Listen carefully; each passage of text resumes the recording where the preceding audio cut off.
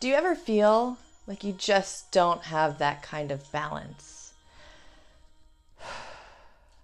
I know I do sometimes, but there are definitely ways to get past that. And there's actually one way that is the most important to have in order to get that work-life balance that we all crave so much. I know I succeed in the work-life balance about 80 to 90% of the time, so it's not a perfect system, and I don't think it ever will be perfect. But this one thing has helped me so much achieve that balance that I desperately needed. So today we are talking about the 3 things basically that have to do with work-life balance, including one of them that is the essential thing that most of the people that I find are missing. So to talk about that first thing, fear. Fear is usually what drives us to have a lack of balance in these areas. I find that a lot of the people that I work with that are looking for that balance have a lot of fear associated with it. It might be a fear of letting someone down. It might be a fear of being embarrassed and failing at whatever their work is. Or it might be a money fear and just a simple fearing the survival in the world as far as not having enough money and not being able to take care of yourself and your family. But these fears drive this imbalance. So the first step is usually to try to combat some of these fears that we may have, some of these work-life balance issues that come up. I know a lot of the times one of my big fears, I've got many, one of my big fears can be when I'm starting a new project, I'm worried about changing over and the money coming in. And that can be disabling and make me flip into wanting to work even more because, as we all know, we've pretty much grown up learning if you work harder, you make more money, which now we know is so not true. Unless you're working on an assembly line where you're getting paid per part, then it's not going to happen. If you work smarter, then you make more money. But that's a whole other topic. So in order to address these fears, I use the other 2 main parts of my work-life balance assessment and kind of my quick fix. First off, I assess where I am. So step 2, once I recognize what my fears are, is I assess where I am at the moment. And I usually do this by using a happiness pie chart. I create my own chart, and it looks something like this. I just hand draw a circle with, for me, I used 8 different pie areas in the chart, and I label them with all of the different aspects in my life so I can see how I'm feeling about each area and if I'm fulfilled in those areas or not. So once I've labeled them all, for me, the labels include social, self, faith, health, financial, relationship, career, and purpose. Those are the ones that I personally like to check in on at least once a year, usually once every 6 months or so. And then I assign them sort of a 1 to 10 grade as far as how fulfilled I feel in each of those areas and fill it in, and it looks something like this. So that grade would then show me how much to fill into that pie, and then I get a really quick view. Like right now when I did this pie chart, which was a couple months ago, I was feeling great with my relationship, career, and purpose, but the financial and social sides were definitely struggling a bit. This way I could help myself identify what areas of my life were out of balance. Because a lot of the times when we have a work-life balance problem, it's not necessarily all of our life that feels out of balance. It's one of these key areas that are feeling really neglected. Sometimes it's more than one area that it's feeling really neglected, but there are some that are doing well. So we'll know which ones to focus on. And then part 3 of the work-life balance, and this is the part that I see people skip the most. It's making sure, and we all know this, to make your life a priority. But just like we do in work, we set goals for our work. We set goals in our career. But we need to also set goals within our life, because if we don't have the same level of commitment to goals in our outside of work life, then it's really easy for those work goals to take over because they're trampling on something, but we don't know what. So the SMART goals worksheet, which I've talked about before, I love, I will put a link to the worksheet in the comments and in the post, in the show notes. But the SMART goals worksheet, I don't just use this for work. I create one worksheet for every single one of those pieces of the pie.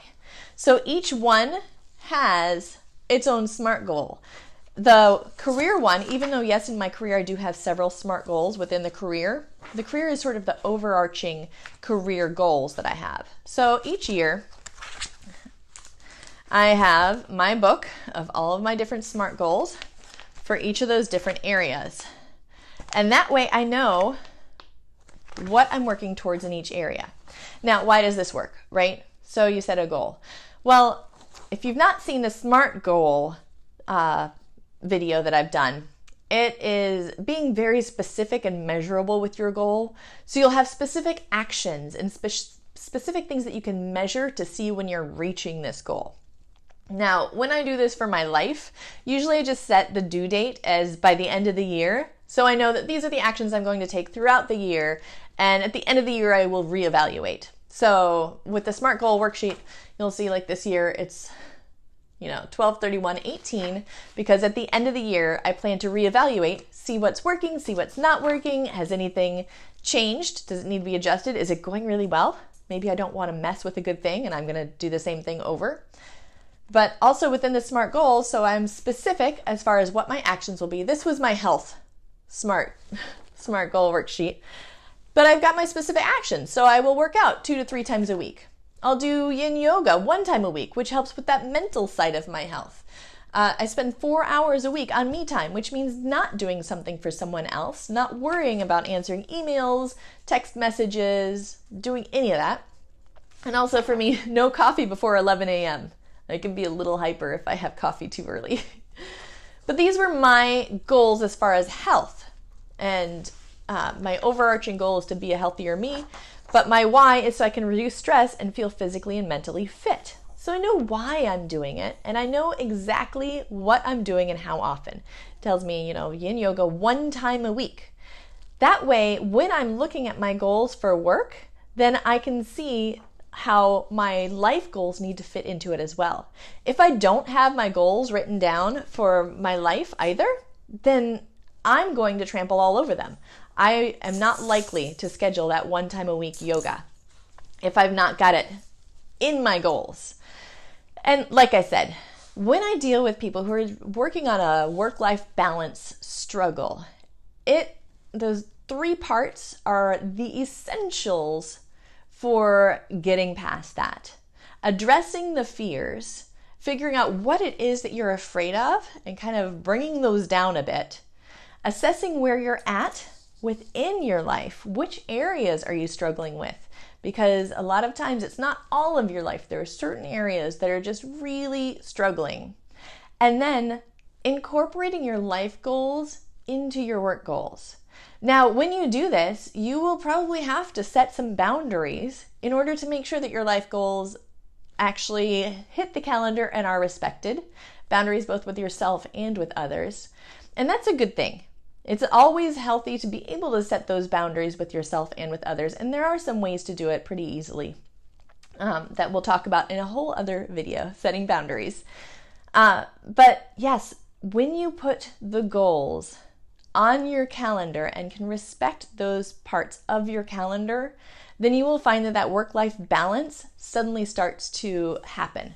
Not only that, but if they are SMART goals where they're specific and measurable, then they're more likely to make it onto your calendar because now you've made it official. You have made a statement that this is what is important to you. You don't need to be doing all 8 goals at once. Like I said, at that time that I did my assessment, my relationship was going really well.